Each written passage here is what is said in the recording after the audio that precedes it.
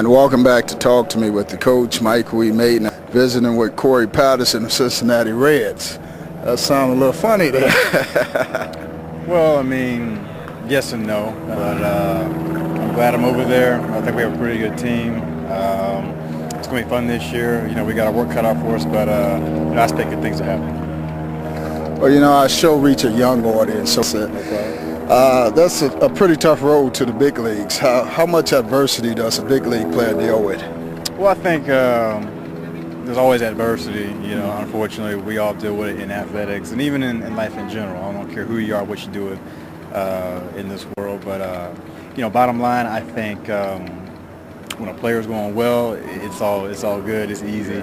But the question is when things are going rough, you know, how you're going to respond. And you know, over my career, that's what I've always, you know, took pride in. When I'm, you know, 2 for 20 at the plate, you know, going through a little bit of slump or a scuffle, just keep thinking positive. And then when you finally get it back on track, it feels good to get through that adversity. And when you do it, you're not going to know what you did. You don't try anything different. You just say to yourself, hey, I stuck with it. I fought through it and got myself back on course. And there's a lot of youngsters out there that's watching with that ambition of playing big league ball. How did you get your break? Well, I just think really it was I was blessed with the talent and skill, so I think it was just through hard work. You know, being a youngster, growing up, always being outside, wanting to play sports. You know, I was involved. I was pretty much a football, baseball guy.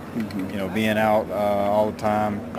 You know, playing little league up through high school. And I think just really having a love for the game and playing hard and you know, I always, my dad always told me, you know, whatever you put into something, what you get out of it. And if you work hard and think positive, you know, good things will happen. It might not happen right when we want it to, but if you keep thumping, keep plugging away, it'll work out.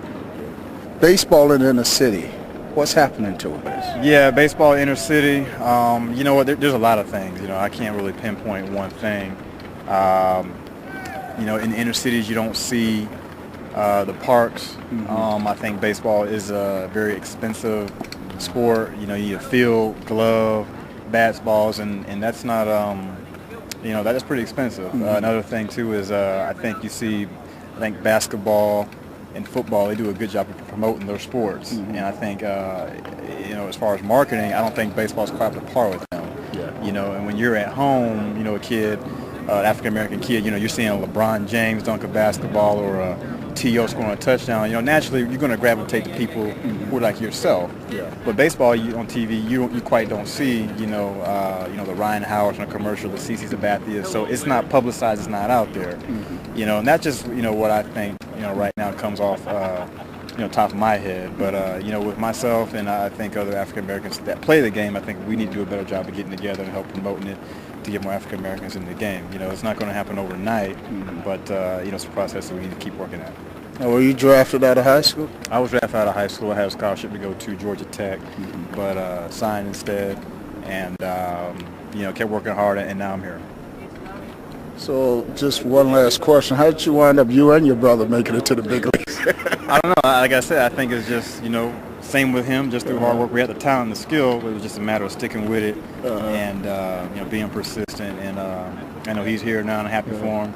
He's a good player, and you know, I wish the best for him. Well, did y'all put in a word for each other? I know being a former Major League scout, sometimes it's hard to get your draft pick. So y'all put in a word for each other? You know, not really. You know, we just play the game, man. You know, one thing about it, we don't sweat things too much, man. We're just here to have fun. You only live once, so you know, have fun. Don't sweat things too much if things are going tough, and just keep working hard. Talk to me with the coach, Mayden, and Corey Patterson.